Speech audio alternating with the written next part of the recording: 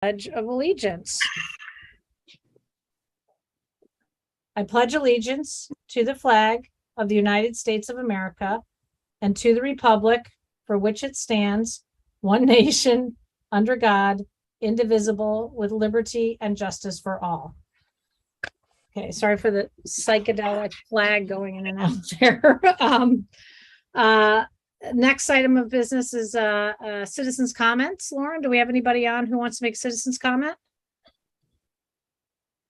I don't see anybody. Okay. Or not Lauren, Jacqueline, sorry.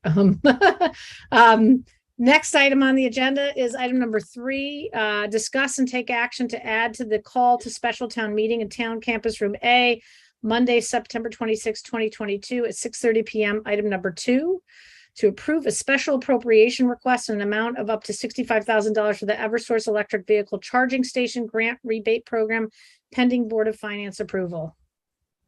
So moved. Second. And this is basically just that we already approved the appropriation, but we forgot to add it to the agenda for the town meeting. So that's all this is doing from our Monday night meeting. Any other questions or discussion? All in favor, say aye. Aye. Aye. Aye. All right, great.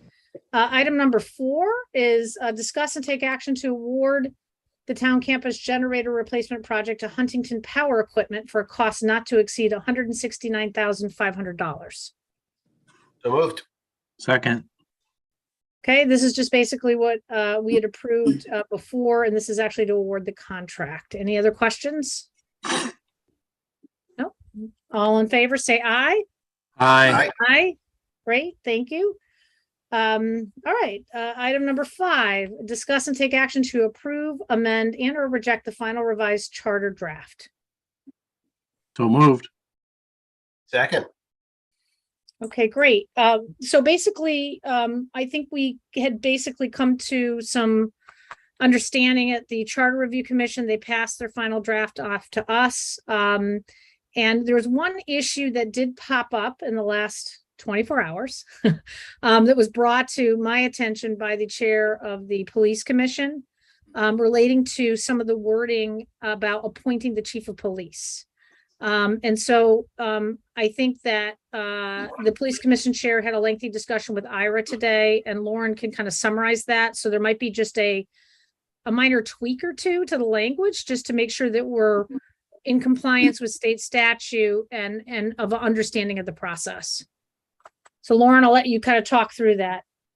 Right. So the section in question is section 7.1.2. And the highlighted section, which I hope you all can see on your screen, is the current language that is in the existing charter. The chief of police shall be appointed by the Police Commission with the prior approval of the Board of Selectmen. Very early on in the charter process, the Charter Commission had Ira Bloom from Birch and Moses on, and he and the commission members said that they felt that this language was perhaps backwards and it should be revised to appointed by the Board of Selectmen with the prior approval of the Police Commission. We had a lengthy discussion this afternoon, myself, Ira, and Ed Dowling, who was the chair of the Police Commission, about the intent of swapping those two bodies in this process, and the intent of the commission and Ira at the time of that conversation was to clarify that the Police Commission basically gets to choose their chief. And that's in accordance with state statute, that the Police Commission is responsible for appointing all officers, and the police chief must also be a sworn officer.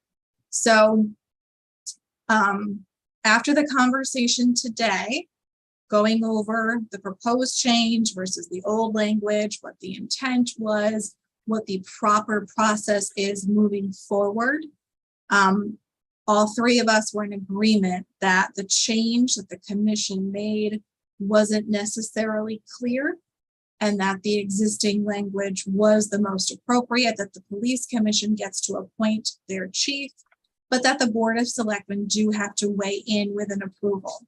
So I reviewed also with Carrie what your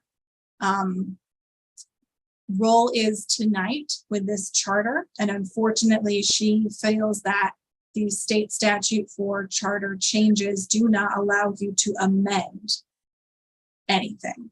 tonight. You either approve or reject the current revisions.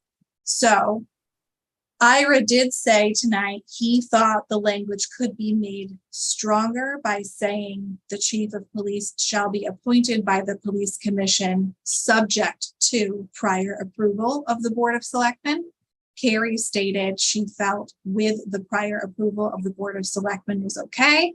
And really your role tonight is to approve and reject. So what we would ask for is a motion to approve all changes to the revised charter except section 7.1.2, and then a motion to reject the proposed change to section 7.1.2. Okay, so rather than amend the language, we just go back to what was stated in the original charter, which seems to be okay with the, Yes. town council. So we don't have to come Yes. back again and, right, okay. I'm good with that. I think there was no intent to change the process here. I think it Correct. was just kind of a, verbiage change, and then realizing that maybe that wasn't as clear as we'd hoped it was going to be. So, any further discussion? Does anybody have it? So we will basically would reject the proposal by the Charter Review Commission for that section where they had made amendment, and so we'd stay with the original language. So it Correct. sounds like we just have to rescind or amend a motion that's already on the table, right? So if Right. we could amend the motion already on the table to approve the charter revisions except for section 7.1.2 and to reject the charter revisions to section 7.1.2. So Are we moved. comfortable we can do that in a special meeting format? Yes, this is your purview. You could have gone every single section by section and approved and rejected every single section by section if you wanted to. But to avoid that lengthy discussion, I thought we could just do it like this. All So, right, so I'm I, speaking more to the motion that's on the agenda, Mhm. and how we're supposed to be pretty rigid in adhering to the motions on the agenda. As long as this proposal is good with agenda item 5, I'm not looking for a problem. I'm just making sure we don't have one. I think it's as long as it's on topic, right? That's my understanding. Yes. We just can't defer from the topic of the charter revisions. Right, so basically it would be, I could say I would like to make a motion to approve the amendments made by the Charter Review Commission to the charter and reject the suggested amendments for section 7.1.2. So moved. Correct way to do that, Lauren? Yeah, I think that's fine. Yeah. Okay. So moved. May I ask a question? Then Second. Let's get the motion on the table, and then we can discuss. So I'll second it. I thought it was, I'm sorry, I thought it was second. Okay, I just a question. By each of us voting tonight and approving it, I have a problem with the 4-year term being changed, and I'm not going to support it, going forward, but I certainly don't want to, I'll vote anyway, but so I'm not saying I agree with everything in this by voting yes today, am I? No, so it's just like in the 2015 charter revision process where the Board of Selectmen didn't necessarily support that idea of the extended town meeting. But what you are supporting in this vote is that the Charter Commission has done their process through state statute and that the document is ready for the public to vote on it at referendum. So it's not your own personal support Good. or rejection of items. It's getting it to the next step of allowing the public to vote. The residents, yeah. and we will also, Noreen, have a meeting on August 15th that will talk about what the questions are going to be on the ballot. And my suggestion is we will have 2 questions, one for the charter, all the amendments, and then the second would be a separate question for the 4-year term. And that's what we will as a board decide in terms of what the questions are actually going to be on the ballot. Right. I thought that's the way we go, but just wanted to be sure. Thank you. Yeah. So any further discussion on this before a vote? No? Okay, great. All in favor of approving the motion as read, say aye. Aye. Aye. Great, motion passes unanimously. Great. So, so we have a proposal now to send to the public, and then on the August 15th meeting, we'll have draft questions. If there are there any board members that feels there needs to be more than those two questions that I talk about? One is approving the document except for the 4-year term, and the second would be the 4-year term change. Is there any other issues that board members feel need to be pulled out? So not specifically, but I would encourage, Lauren, if you're going to be doing a lot of the heavy lifting with these questions, the technical cleaning up revisions certainly should go into one bucket. And then any big sort of standalone thoughts like the 4-year term, if there's other ones that emerge in your review, we should consider them. I'm not saying we have to do that, but we should at least consider separating them out. And may I ask, in the end of the charter, the final one, do we change the number of Board of Finance members? This draft goes to 7 members. So that might be something. So that might be one, for instance. And I'm not saying Yes. that that's a definite we should do that. I'm just saying we should at least pull those aside, look at them, and then we can always just throw them into the technical bucket. So just so you can see, this is what I've been working on today, and I hope it's sort of readable because, sorry, the print's a little low. This will be part of the legal notice that has to be given to the members of the public within 30 days of tonight's vote, letting them know what changes are being proposed to the charter draft. So what I have done is I've started going line by line through the charter draft and kind of putting them into categories. So you'll see like category number 1, language that we've just used, clarifying things, clarifying terms or procedures for things that we're currently doing where the charter is vague. And I've given all the sections and what that is.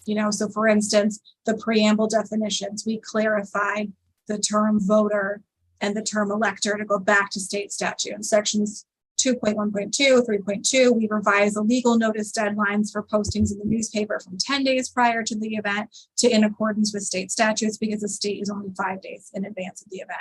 So I'm just going through and I'm kind of making, I think Bruce, this is to your point, making buckets of what types of changes are we making, what section is it in, what did we change.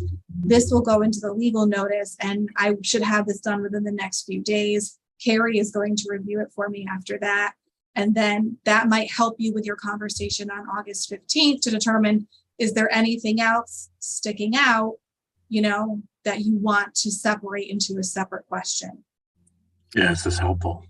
Okay, so And then I think that we need to talk probably about having a public information session before we do the final call to question, because we do enter into a little bit more of a sensitive period about what we can say about the charter once we call the question. And I think it would be good to have an opportunity for the public to see all those changes that Lauren highlighted, ask us questions so we can talk about why we thought they were good suggestions. Because after that, we got to be a little more careful about not advocating, using town resources for specific positions on the charter. So I think the idea would be we'd have the meeting on the 15th, talk about the questions, have drafts for the 2 that I mentioned, decide how to proceed, and then set up a public information session and then a final meeting the week after where we would vote on the questions themselves. So that would be the 3rd week in August. Right. But just to put a fine point on that, Peggy, the town resources thing. So outside of these public meetings, as a board, any one of us are free to discuss with a person why we feel one way or another about a particular aspect of it, right? So if there's something that we don't like, we're free to say that on our own behalf. I'm assuming it's like the referendum. You can write an op-ed, you can advocate as an individual, you just can't use town resources to do that.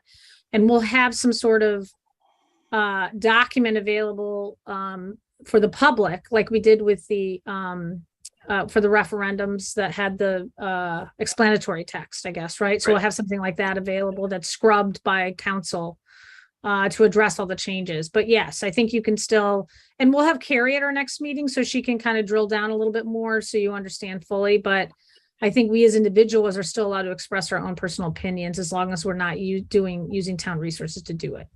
Right. And I apologize. I should have said in the affirmative or the negative, right? I'm not proposing, in one or the other, but we're free to comment ourselves. Right. Yes. Yeah. Okay.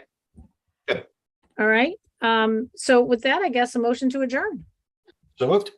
All right. All in favor? Aye. Bye. Another Thanks, hurdle. Lauren. Thank you for everything.